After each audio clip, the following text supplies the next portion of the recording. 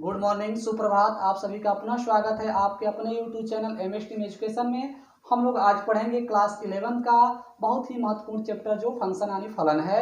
इससे पहले हम लोग सेट और रिलेशन दो चैप्टर पढ़ चुके हैं, यानी समूचे और संबंध।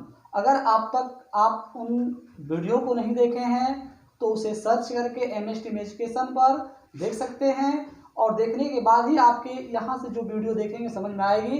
तो पहले उन सारे वीडियो को सर्च करके देख लीजिए, आपको सारे क्लास के वीडियो मिलेंगे। आप बस देखते रहिए, और हमारे चैनल को सब्सक्राइब नहीं किए तो सब्सक्राइब कर दें, ताकि जो भी आपको लेटेस्ट नोटिफिकेशन होगा आपको मिलता रहे। तो आज हम लोग पढ़ेंगे फंक्शन के बारे में, और उसके बारे में जानेंगे कि हमारा फलन क्या होता है, उसको कैसे हल करते हैं। तो चलिए शुरू करते हैं आज का जो क्लास। ये देखिए, जो आपका फलन होता है वो भी एक प्रकार का संबंध होता है, लेकिन ऐसा संबंध होता है जिसमें उस संबंध का जो प्रथम घटक होता है उसके एक भी अवयव की पुनरावृत्ति न हो, यानी एक से अधिक बार न आए, अर्थात समान न हो। ठीक, अगर समान है तो वह आपका फलन नहीं होगा। चलिए देखते हैं। तो फलन का बारे में लिखा गया है, यदि फलन f अरिक्त समुच्चय, यानी अरिक्त का मतलब होता है इम्पटी सेट, यानी अरिक्त न हो। ठीक, और रिक्त का मतलब होता है इम्पटी खाली हो, अर्थात यह खाली न हो। तो ए से दूसरे अरिक्त समुच्चय बी में इस प्रकार का संबंध हो। अभी बताया हमने कि फलन भी एक प्रकार का संबंध ही होता है, लेकिन इस प्रकार का संबंध हो कि प्रांत ए हो तथा किन्हीं भी दो क्रमित युग्म का प्रथम घटक का अवयव समान न हो। यानी जो प्रांत होते हैं वह प्रांत का मतलब आपने पढ़ा है रिलेशन में कि रिलेशन का जो प्रथम घटक होते हैं उनके सभी अवयवों का जो समुच्चय होता है वही हमारा कहलाता है प्रांत यानी डोमेन। तो डोमेन समझ चुके हैं। तो कह रहा है कि जो डोमेन निकालते हैं उनकी कोई भी अवयव समान नहीं रहना चाहिए। यदि समान है यानी प्रथम घटक एक समान हो तो आपका फंक्शन नहीं हो सकता है। तो चलिए देखते हैं एक उदाहरण के माध्यम से। यदि सेट ए सेट बी हो तो ज्ञात कीजिए कि ए से बी पर निम्नलिखित फलन है कि नहीं। तो बताना है कि ये फलन है कि नहीं।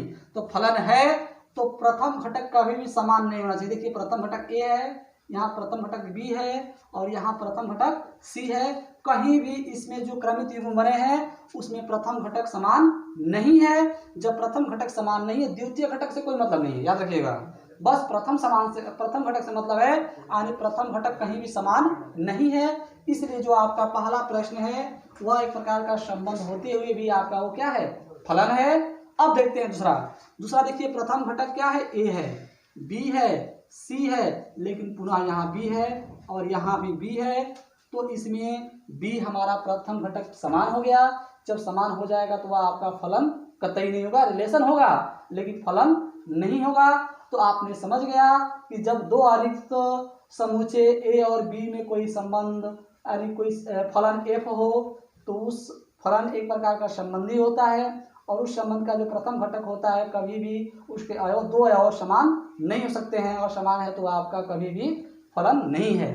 तो आपने देख लिया, जैसे हमने पढ़ा था रिलेशन में कि दो चीज होता है, एक होता है डोमेन और एक होता है रेंज। यहाँ भी डोमेन और रेंज होता है। यहाँ भी जो डोमेन होता है वह फलन का जो प्रथम घटक होगा उसके सभी अवयवों का समुच्चय आपका कहलाएगा डोमेन, और द्वितीय घटक का जो होगा अवयव वो कहलाएगा रेंज। तो आपने जाना कि फलन क्या होता है। फलन एक प्रकार का संबंध है। उस संबंध में प्रथम घटक के अवयव किन्हीं दो अवयव समान नहीं हो सकते हैं। उसके प्रथम घटक को प्रांत कहते हैं, द्वितीय घटक के अवयव जो होते हैं उनके समुच्चय को क्या कहते हैं, परिसर यानी रेंज कहते हैं। आपने इन कंसेप्ट को समझा, हमने एक उदाहरण देकर के समझाया। इसमें यह आपका फलन था। यह फलन क्यों नहीं था, क्योंकि इसमें दो अवयव एक समान थे प्रथम घटक के। तो आपने समझ गया। अब हम एक एक्सरसाइज के माध्यम से समझते हैं, तो आप इस पॉइंट को नोट कर लीजिए ताकि एक्सरसाइज समझ में आपको आएगी। तो हम लोग देखते हैं एक्सरसाइज 2.3 का पहला प्रश्न है, निम्नलिखित संबंधों में कौन से फलन है, कारण का उल्लेख कीजिए। यदि संबंध एक फलन है तो उसका परिसर ज्ञात कीजिए। हमने अभी देखा कि फलन क्या होता है, तो हमें चेक करके बताना है क्या यह एक रिलेशन दिया हुआ है, यह रिलेशन आपका फलन है कि नहीं है। तो देखिए प्रश्न नंबर 1 में देखते हैं प्रथम घटक। जो प्रथम घटक है वो देखते हैं क्या है, 2 है। 5 है, 8 है, 11 है, 14 है, 17 है। यानी हमने देखा कि किसी भी अवयव की पुनरावृत्ति नहीं हो रही, देख रहे हैं आप ना। यानी कोई भी प्रथम घटक का अवयव एक समान नहीं है। जब एक समान नहीं है तो आप लिखेंगे अतः प्रथम घटक का अवयव एक समान नहीं है, एक समान नहीं है। अतः इसलिए सो संबंध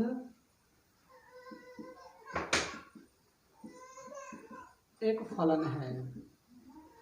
तो यहाँ तथा इसका निकालना है परिसर। तो परिसर आप समझते हैं कि जब संबंध है तो उसका जो द्वितीय घटक होगा वही क्या होगा, परिसर होगा। तो परिसर आपका हो जाएगा एक, चूंकि एक कई बार है इसलिए सिर्फ एक ही होगा। सभी द्वितीय घटक क्या है, एक है। कई कितने और बार हो रही पुनरावृत्ति होगा तो आपका क्या होगा, परिसर एक हो जाएगा।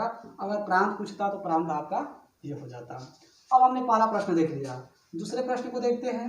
दूसरे प्रश्न में देखिए यहाँ 2 है,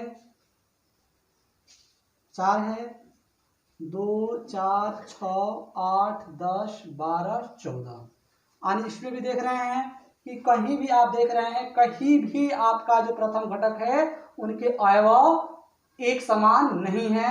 इसलिए यह भी आपका क्या होगा, यह भी आपका फलन होगा।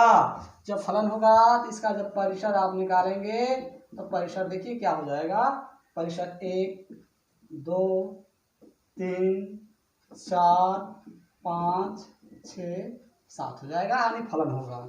उल्लेख कारण क्या है, कारण यही है कि उसके जो प्रथम घटक है उसके एक भी अवयव समान नहीं है। अब प्रश्न नंबर 3 देखते हैं। प्रश्न नंबर 3 है, देखिए यहाँ 1, 1 पहले ही प्रथम घटक समान हो गया। यहाँ प्रथम घटक 1, यहाँ भी प्रथम घटक 1, यानी समान हो गया।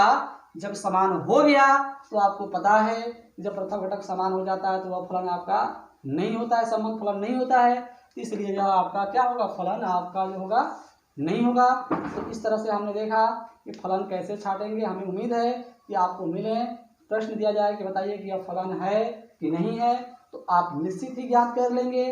तो इस वीडियो में इतना ही, हम लोग पुनः मिलेंगे अगले दिन अगले क्लास में। तो आपको जो सारी समस्याएं अगर आई होंगी तो आप कमेंट करके बताइए, उन सारे कमेंट को दूर किया जाएगा। लेकिन आप कमेंट करके बताएंगे तब। अगर ये वीडियो आपको अच्छी लगी हो तो लाइक करें तथा अपने दोस्तों में शेयर करें। अगर अभी तक इस चैनल को सब्सक्राइब नहीं किए हैं तो सब्सक्राइब कर दें ताकि लेटेस्ट नोटिफिकेशन आप तक आसानी से पहुंचता रहे और आप एक भी क्लास मिस ना करें। आप क्लास में कंटिन्यूटी बनाएं, ये ना कि एक वीडियो को देखें और दूसरी वीडियो को ना देखें तो कोई मतलब है नहीं। आप घर पे बैठे बेकार ना पढ़ें, ठीक। आप पढ़ते रहिए, कमेंट करते रहिए ताकि हमको लगे कि नहीं हम जो बता रहे हैं विद्यार्थियों को समझ में आ रहा है कि नहीं आ रहा है।